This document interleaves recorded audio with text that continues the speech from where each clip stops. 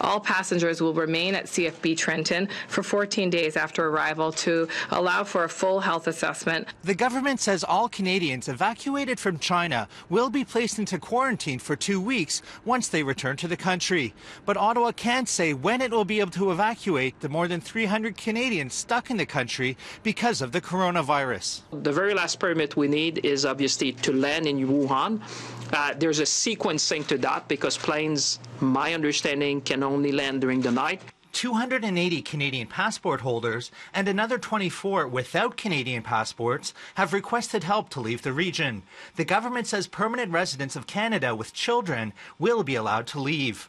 All passengers will be screened before leaving, during the flight, and after landing in Vancouver to refuel before being moved here to CFB Trenton outside of Toronto. Passengers will be housed at the Yukon Lodge, where they will be separately quarantined for the required 2 weeks. We have a plane which is large, but should we miss a few seats, we have secured a second plane. We bought an option over the weekend to have a second plane ready to go. The chartered flight will leave from Hanoi, Vietnam, before arriving in Wuhan, where officials from Canada's Rapid Response Team are already waiting.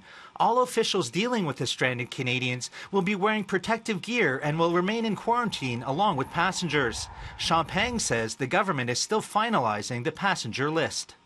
We need Chinese approval for the flight manifest and all the documentation of Canadians wishing to leave in order for them to travel to the airport, which, as you know, is currently closed.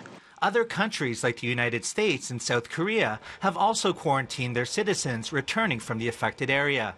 In Ottawa, Nigel Newlove, City News.